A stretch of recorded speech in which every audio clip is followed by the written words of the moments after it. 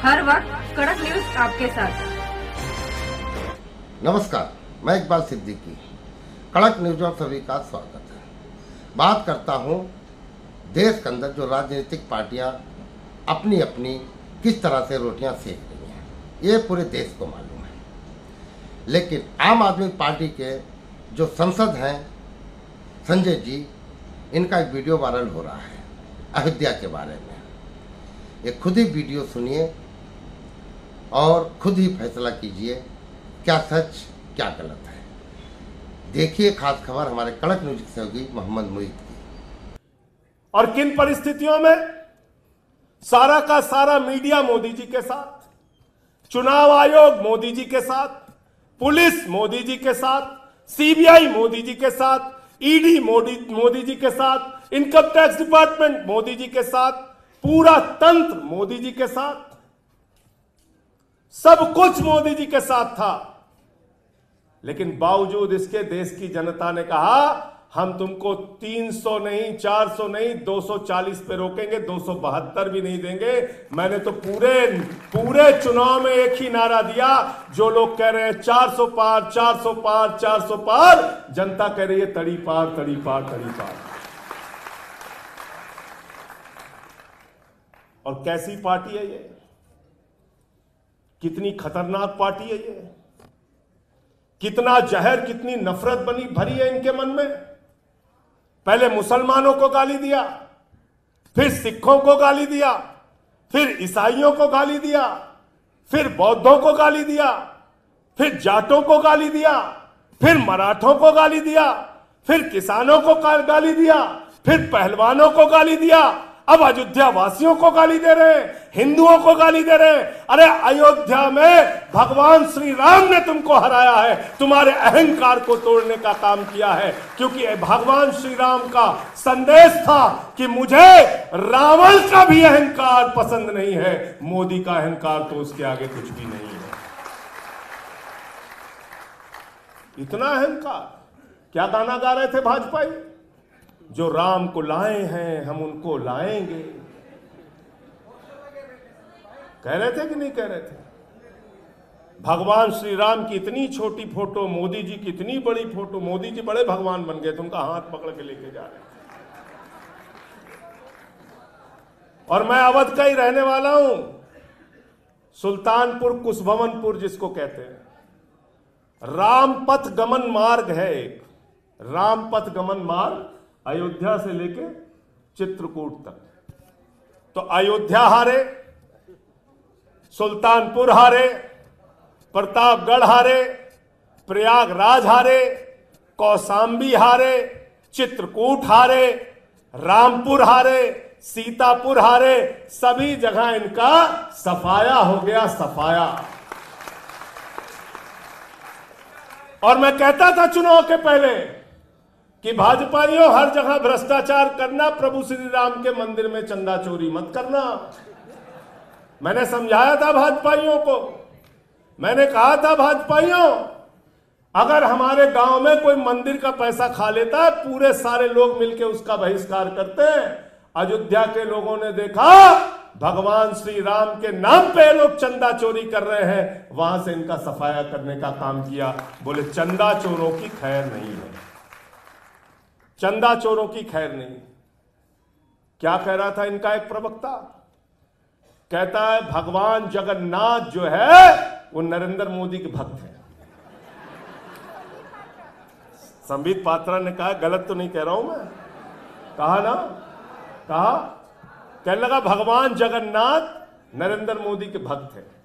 मैं उड़ीसा में रहा हूं, उड़ीसा के लोग जो है हमारे, वो कहते हैं जगत रो नाथ हो, जगन्नाथ हो, पूरे जगत के नाथ है भगवान जगन्नाथ। और मोदी जी कह रहे हैं, उनकी पार्टी कह रही भगवान जगन्नाथ मोदी जी के भक्त है। नड्डा साहब ने कहा अरे मोदी जी तो देवताओं के देवता हैं, और सब कुछ छोड़ दीजिए। मोदी जी ने कहा मेरा जन्म बायोलॉजिकल नहीं हुआ है, मैं अवतार हूं, अवतार। बताइए आप, यहां आतिशी जी बैठी हैं, अब अगर मान लीजिए पानी से संबंधित कोई समस्या हो गई तो हम तो आतिशी जी को खोजेंगे ना, हाड़ मास का एक व्यक्ति चाहिए जिससे हम बात करें। स्वास्थ्य से संबंधी अस्पताल की कोई समस्या हो गई तो हम हाड़ मास का कोई बना हुआ आदमी सौरभ भारद्वाज जैसा खोजेंगे। अब मान लीजिए अवतार होते तो हम इनको कहां खोजते।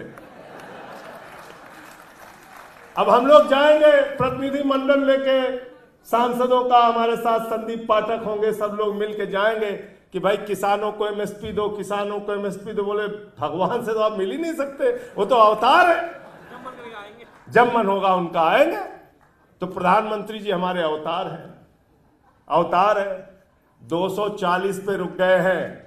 और आज मेरी बात नोट कर लेना, एक सरकार एनडीए की चली थी 13 दिन, दूसरी चली थी 13 महीने। उससे पहले मोदी जी की विदाई होनी है। मोदी जी बैसाखी सरकार लेके चल रहे हैं, विदाई होना तय। अभी से फूफा लोग नाराज होना शुरू हो गए, फूफा लोगों की नाराजगी शुरू हो गई। बोले काहे नाराज? बोले कुछ दिए नहीं। बोले क्या नहीं दे? बोले एक को मच्छी दे दिया, एक को जहाज दे दिया। तो बोले जहाज तो अच्छा होता है। बोले जहाज तो है ही नहीं भारत सरकार के पास। तो बोले किसके पास? बोले सब प्राइवेट वाले लेके चले गए, टाटा वाले। तो बोले जहाज में हवाई अड्डा तो होगा। बोले नहीं, तो अडानी लेके चला गया।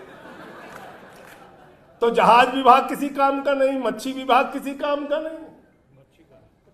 तो आप बताइए, एक को दे दिया मच्छी विभाग, एक को दे दिया जहाज विभाग, जिसमें कुछ है ही नहीं। ना गृह दिया, ना रक्षा दिया, ना वित्त दिया, ना विदेश दिया, ना वाणिज्य दिया, ना रेल दिया, ना सड़क दिया, ना कृषि दिया, ना शिक्षा दिया, ना स्वास्थ्य दिया, ना दूरसंचार दिया। सिर्फ झुंझुना मंत्रालय दिया, झुंझुना मंत्रालय।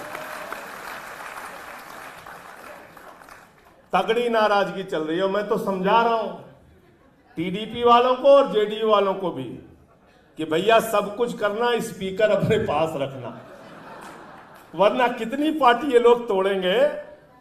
ये लोग मतलब मैंने तो अब तक सुना था सोना चोर होते हैं, बाइक चोर होते हैं, कार चोर होते हैं, सब पार्टी चोर है। पार्टी चोर, पार्टी चोर है। तीर कमान चुरा ली उद्धव ठाकरे की, घड़ी चुरा ली शरद पवार की। यहां आए थे झाड़ू चुराने दिल्ली में, झाड़ू मार मार के हमारे कार्यकर्ताओं ने इनको ठीक किया।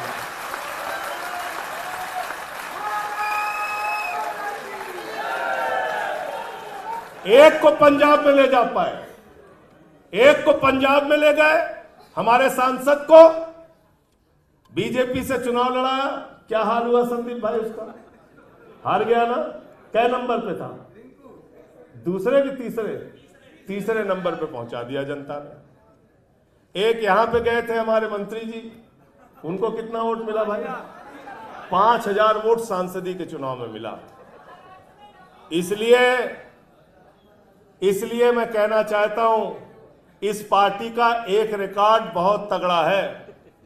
ये पार्टी जो छोड़ता है, कहना तो नहीं चाहिए, लेकिन उसका सफाया हो जाता है। हमारी शुभकामनाएं इन लोगों के साथ, लेकिन कुछ हम कर नहीं पाएंगे, ईश्वर न्याय करता है।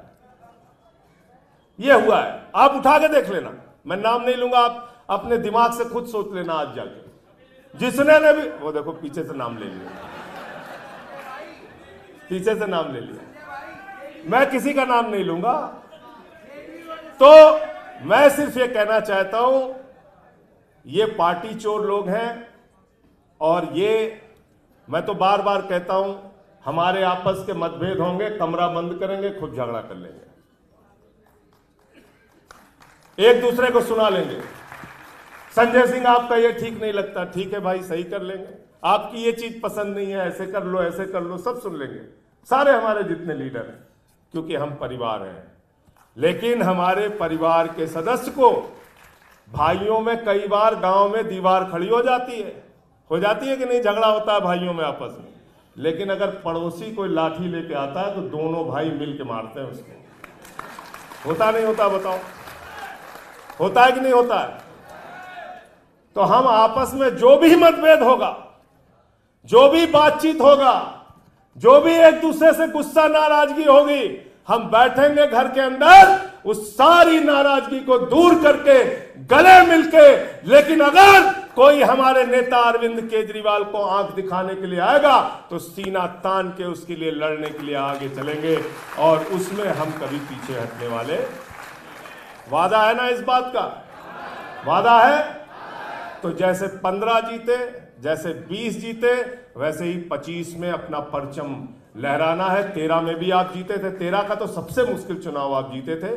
13, 15, 20, अब की 25, उसी तरीके के विजय को आपको हासिल करना है। आप सबका सर झुका के मैं नमन करना चाहता हूं, आपकी मेहनत का, आपके जज्बे का, जिस मुसीबत की घड़ी में आपने हमारा साथ दिया है पार्टी के। और मैं तो जब जेल में था तो टीवी देखता रहता था, कभी किसी को घसीट के लेके जा रहे हैं, कभी किसी को लाठी से पीट रहे हैं, कभी किसी, और उस दौरान भी मतलब मुझे तो ये लगता था कि अभी मैं जेल तोड़ के बाहर आपके आंदोलन में आ जाऊं, ऐसा महसूस होता था। क्योंकि साथ लड़े हैं तो कभी कभी लगता था कि आज देखो अरविंद जी को गिरफ्तार कर लिया और मैं नहीं हूं। तो ये बहुत अच्छी बात है अपने परिवार की कि हम लोग मुसीबत के समय में एक साथ रहते हैं। आप सबको ढेर सारा प्यार, ढेर सारा आप लोगों के जज्बे को सलाम, बहुत बहुत सलाम, बहुत बहुत। और इस चुनाव का संदेश, एक संदेश और भी है कि नफरत की बुनियाद पे हिंदुस्तान नहीं बनेगा, मोहब्बत की बुनियाद पे हिंदुस्तान आगे बढ़ेगा। हम न पाकिस्तान हैं, न तालिबान हैं, हम हिंदुस्तान हैं, हम मिलके रहना चाहते हैं। ऐसे ही देश और दुनिया भर की खबरों के लिए देखते रहिए कड़क न्यूज नेटवर्क। लाइक, सब्सक्राइब और शेयर करना ना भूलिए। धन्यवाद। हर वक्त कड़क न्यूज आपके साथ।